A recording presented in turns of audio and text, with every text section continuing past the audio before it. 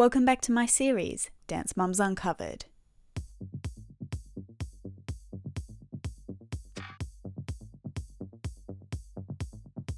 We've recently begun to hear more and more about a season 9 of Dance Mums, which is currently being produced by Abby herself.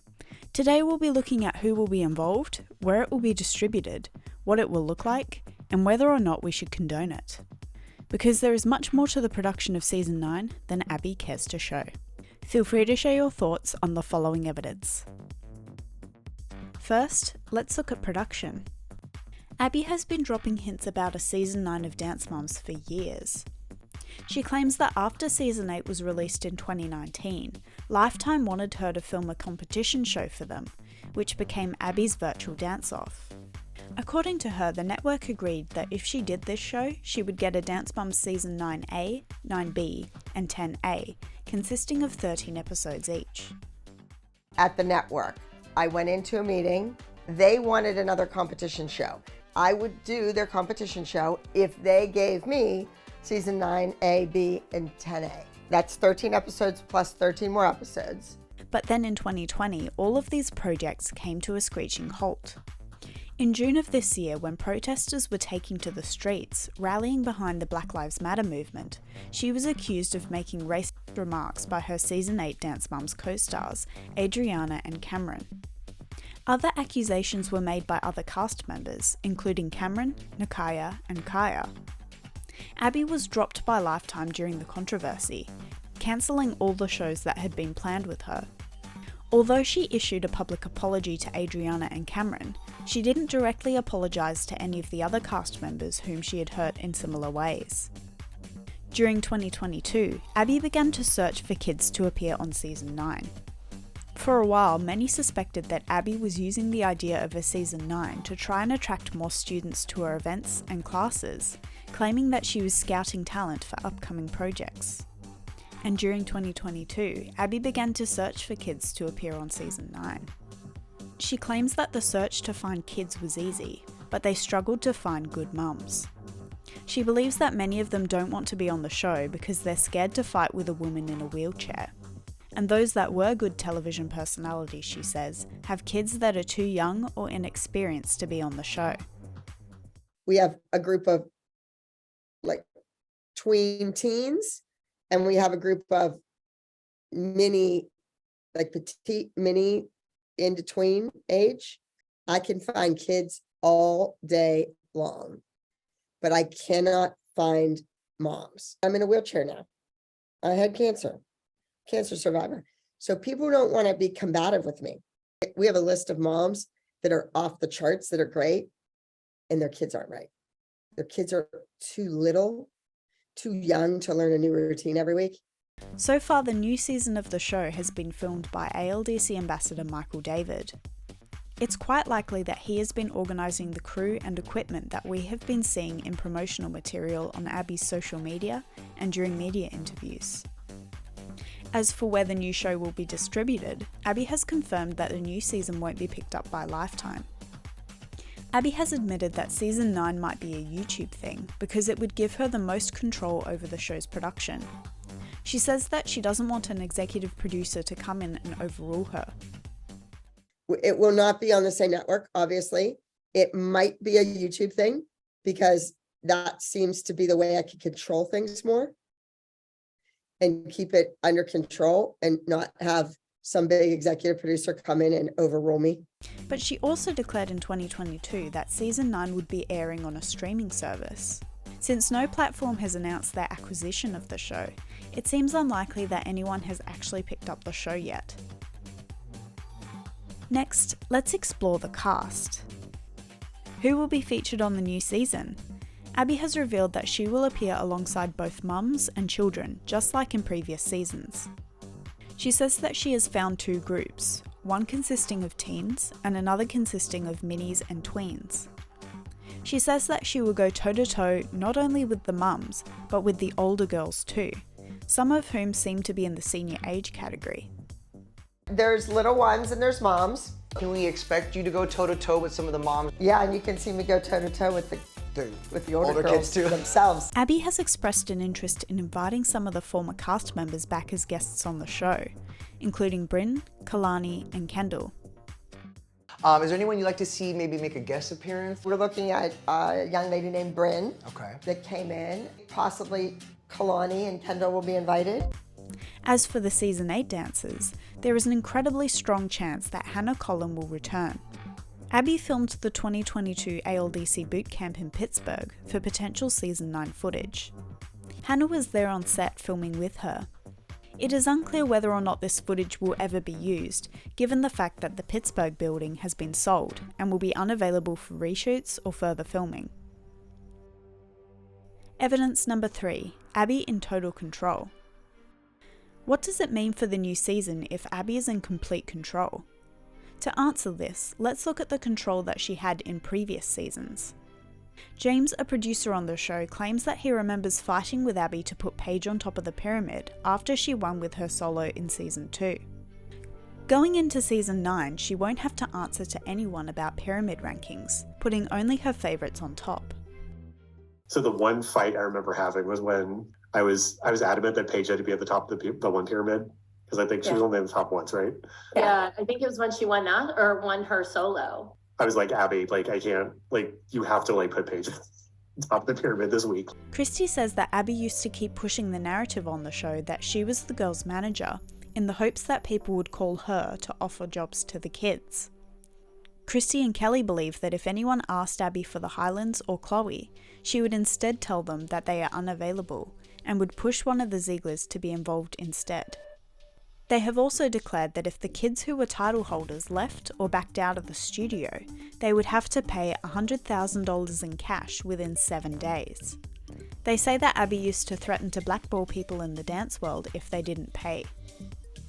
This was seemingly confirmed by the season 5 production notes, where Abby told Kalani, who was one of her favourites on the team, that she could blackball her in the dance world if she left again. She's trying to tell everyone on the TV show, like, I manage them. So people watching are like, I'm going to call her. And then when they call, she's like, sorry, she's not available, but I've got these great little Ziegler girls. There was a part of her contract that said, if you were a title winner, that if you renege on your title or back out or whatever, you have to pay her $100,000 in cash. Yeah, within 7 days. If you didn't, then she would blackball you in the She'd dance blackball you in the dance world. They agree that Abby had the control to put good choreography in dancers, or take bad choreography out. Abby claims that the producers of the show during previous seasons used to hold her back, by insisting on particular dance themes, or destroying her ALDC contracts, which would have given her 10% of her students' earnings. She knows what people are good at, what bad at, and like, just like she puts good stuff in her choreography, she takes good stuff out of other people's choreography. Yeah. And I could have had 10% of those kids. And I should have. But a producer stood there and literally ripped the contracts in half. In October of 2022, she told Pop Crave that she should have gotten 10% of JoJo Siwa's profits, so that she never would have had to work again. So it's quite possible that at the beginning of this season, she will expect parents to sign away 10% of their professional profits in order to appear on the show. 4. Aggravating Abby.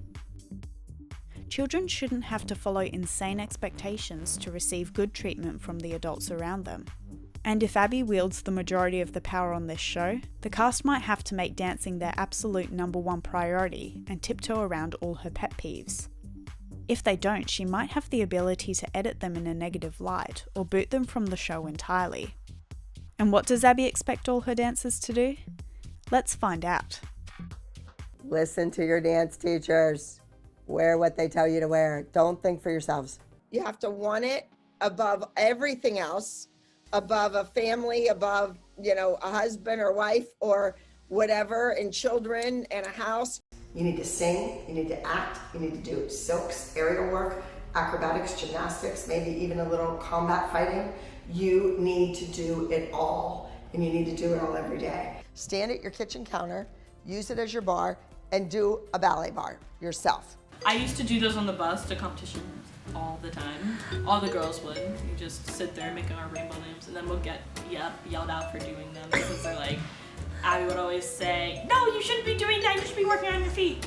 When they signed a contract to be on the show, the moms, their kids should have had to been homeschooled. I like the pretty girls. I like the proper girls. I like the girls with a big crown on their head, you know, and the perfect teeth, and who are ladies. They never post anything that's inappropriate. But she's a dancer. It's hard to dance with those glasses on. You ruin the whole number. All the judges look at you. And we're not allowed to have tan lines. That is rule number 1 of the ALDC. Find the teacher and back off. You can't undermine them. You can't sneak off and take ballet somewhere else. All you kids out there, it's your responsibility to say hello to your elder first. So when everybody says, oh, do you talk to the kids on the show, blah, blah, blah, it's their responsibility to say hello to me first. I'm the elder. There's a reason why the original moms don't talk to me. Ray, if you know what the reason is, could you email me, please, and tell me? Because I help those people make a lot of money. Not only should they talk to me, they should ask me how I'm doing. They should send me Christmas cards and birthday cards. And finally, we have history repeating. Despite all of these changes, there are aspects of the show that will undoubtedly stay the same as the first 8 seasons. For one thing, Abby has said that she has always picked kids against each other for as long as she has been teaching. So it's likely that she will try to create more controversial rivalries within the new cast. Christi revealed that Abby had many techniques up her sleeve to intensify rivalries, such as working with certain kids more and not giving all of her kids good costumes. I've always had rivalries in my studio. Everyone has it. Yes, I always pit kids against each other. It's just what I do. How many times did you move Maddie into like Chloe's age division in the last 2 seasons or whatever? Or put 2 people head to head, or only worked on one solo, or only gave one a costume. Are you kidding? Christi and Kelly affirmed that Abby takes out her frustrations with the mums on the kids. In return for creating drama and fights, the mums would beg the producers to protect their kids. So we don't want to fight because we know it's going to hurt. It's going to torture our kids, But we have to because that is our job. And so we would always say, then protect our kids. Despite all of their failings during the filming of the show, one thing that I do applaud the producers of Dance Moms for doing is moving the kids out of the room when fights broke out. With Abby at the helm, the children might even be forced to stay in the room with the adults during fights. And of course, her teaching tactics are unlikely to change either. In a recent interview, she claims that she spends all evening yelling at kids, being mean and saying nasty things. But then, right before the kids leave, she compliments them, so that the kids forget how mean she was to them and they want to come back. Perhaps this is similar to the tactic she used on the show where she complimented new students so excessively. The kids start at 4:30 and I am tough on them. I'm mean, I say nasty things. Then at like 8 o'clock, I say something really nice, like, oh my God, that turn was stunning. Because at 8:39, they're getting in the car to go home. And I just want the kid to remember the last thing I said to them, not what I said for 3 hours previously. I'm gonna say something really nice and pretty at the end so they get in the car and go, oh, Abby said my turn was stunning. If this season is nothing more than a YouTube project, child labour laws and other safeguards that were in place during the filming of earlier seasons may not legally have to be followed, which in my personal opinion makes me very worried for the future of Dance Moms. So what do you guys think? Would you watch a season 9 of Dance Moms created by Abby? Let me know in the comments below. Thanks for watching, and I'll see you next time. Bye.